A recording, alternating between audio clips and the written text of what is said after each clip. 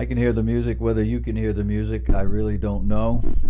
But this is New Year's Day, and we are at our assigned position here at the Bible Forum. We're looking at life through a biblical lens. We've got a ton of things to talk about.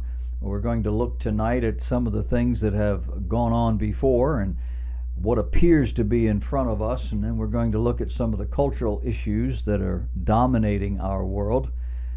It seems increasingly that what passes for Christianity and church is not matching up with almost anything that you find in the Bible. But we'll look at some of that. We'll also look at how Americans seem to be dealing with life. If you had a chance to look at the Bible Forum website, you saw the lineup of subjects. We're going to look back at Obama's 8 years in office, and then we're going to look ahead at some of the things that are happening in the world and some of the things that impact our life.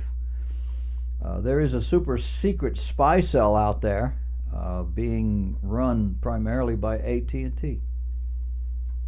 Who knew?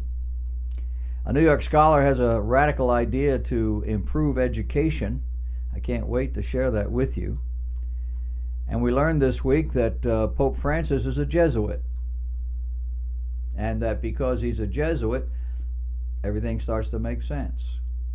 And that was from a Catholic, I don't know, it was a priest or a bishop or a cardinal or whoever it was, not happy with what the Pope is doing, some of the things he's trying to accomplish. But he says he's a Jesuit. That's all you need to know. We'll look at what that means. Russia and Israel are again in the same little basin, tumbling around together. Russia has managed to get a foothold in the Middle East.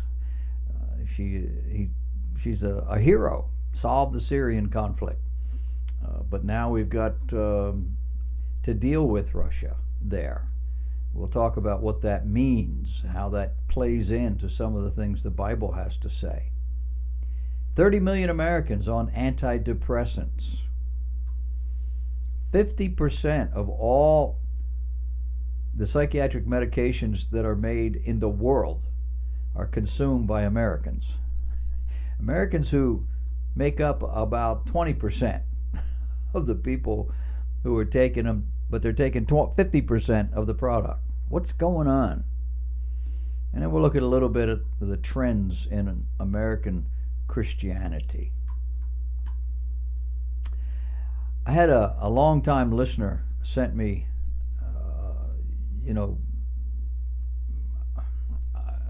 an email that had a lot of writing on it, and it was entitled, "This is the New Me."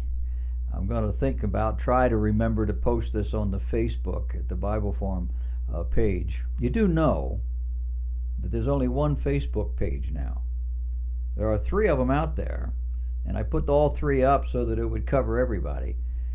But I whittled it down to just the Bible Forum Facebook page. So if you have checked the box and whatever it is, friended me as a person, or you have friended the ministry Alternatives, Biblical Counseling and Education, nothing's getting posted to those anymore. You'll have to go to the Bible Forum Facebook page. But it says, "I used to think I was a regular guy, but I was born white, which now, whether I like it or not, makes me a racist and responsible for slavery. I'm a fiscal and moral conservative.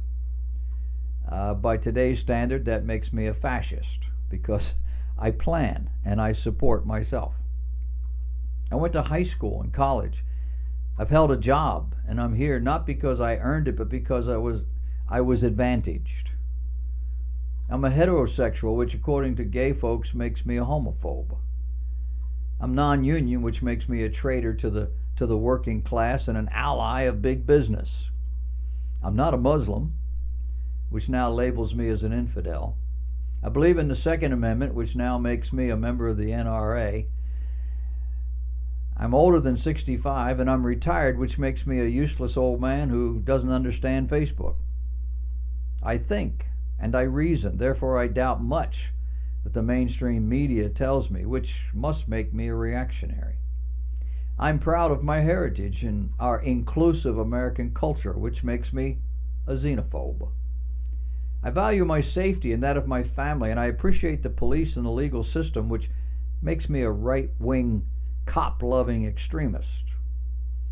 I believe in hard work, fair play, fair compensation according to each individual's merits, which today makes me an anti-socialist.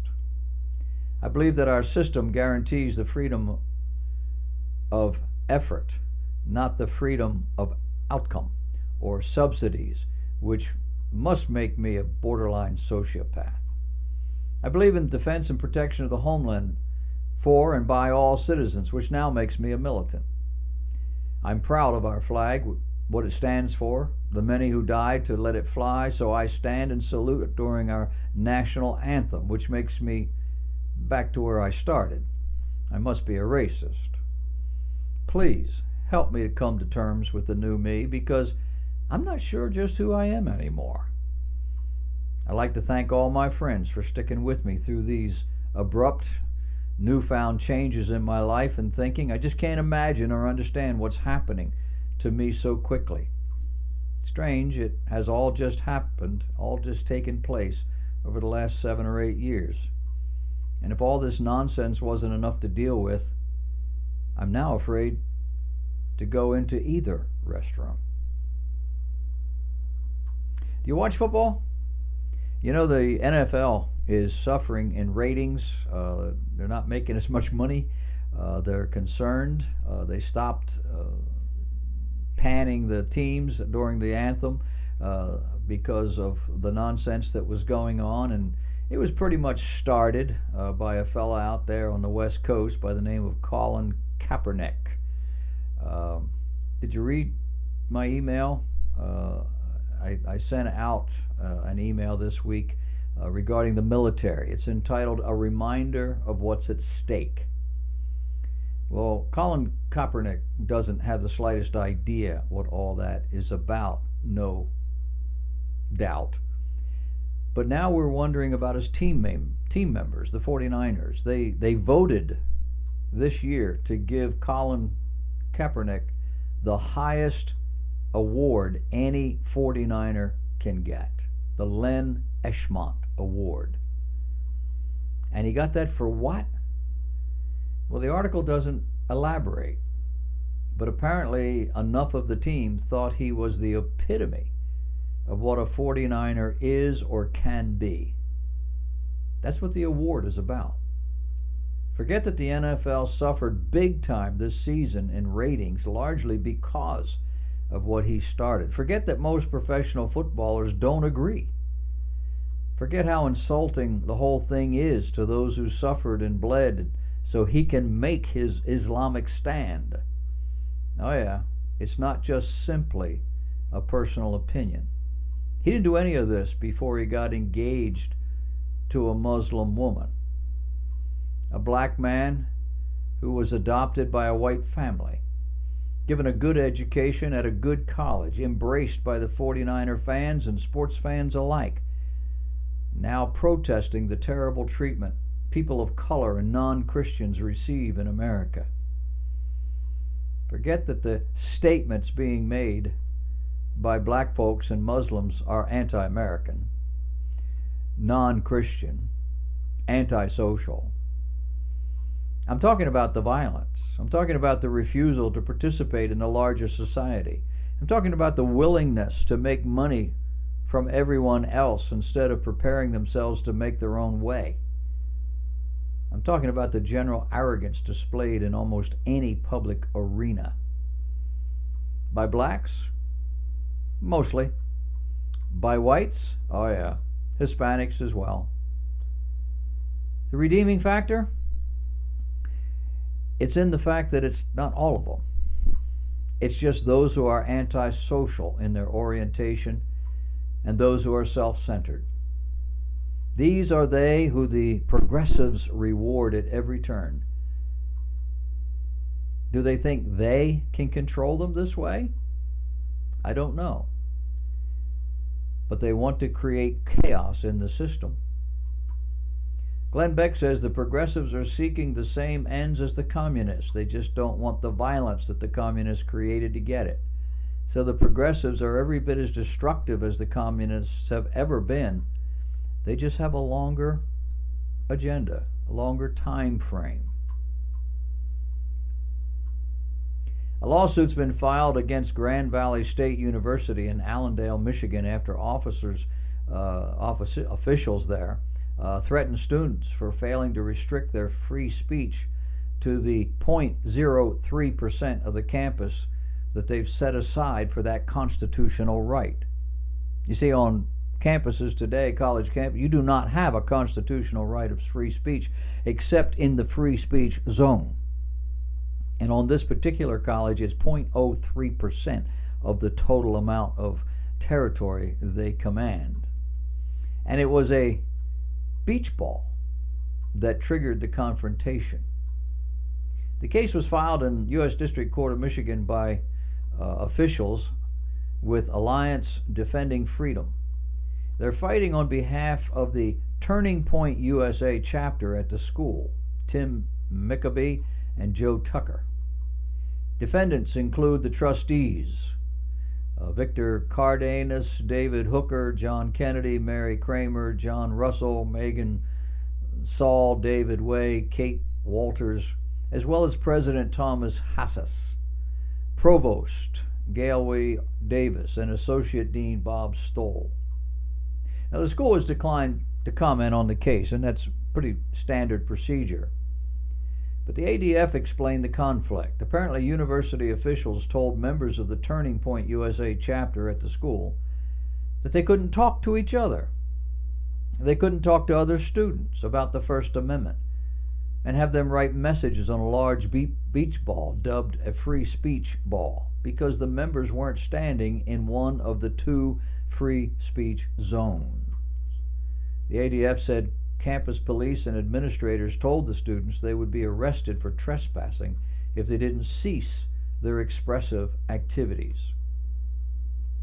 Public universities, which are supposed to be the ultimate marketplace of ideas, shouldn't be stifling students on more than 99.97% of the campus, said senior counsel Tyson Langhofer. Thomas Sowell retired this past week, the end of December. He wrote his last commentary. We're going to miss him. I didn't realize he was as old as he really is. He's apparently 83 years old or something in that neighborhood. But he sees very clearly, and he writes well. And so this week it was published in several different places 12 quotes in honor of his retirement. Thomas Sowell says people who enjoy meetings should not be in charge of anything. He says if you have always believed that everyone should play by the same rules and be judged by the same standards, that would have gotten you labeled a radical 60 years ago, a liberal 30 years ago, and a racist today. Immigration laws are the only laws that are discussed in terms of how to help people who break them. Socialism in general has a record of failure so blatant that only an intellectual could ignore or evade it. The next time some academics tell you how important diversity is, ask how many Republicans there are in their sociology department. The most basic question is not what is best, but who shall decide what is best. The biggest and most deadly tax rate on the poor comes from a loss of various welfare state benefits, food stamps, housing subsidies, and the like, if their income should go up. The real minimum wage is zero. What multiculturalism boils down to is that you can praise any culture in the world except Western culture, and you cannot blame any culture in the world except Western culture. In liberal logic, if life is unfair, then the answer is to turn more tax money over to politicians to spend in ways that will increase their chances of getting reelected. People who have time on their hands will inevitably waste the time of people who have to have work to do. And finally, Thomas Sowell wrote, elections should be held on April 16th, the day after we pay our income taxes. That is one of the few things that might discourage politicians from being big spenders.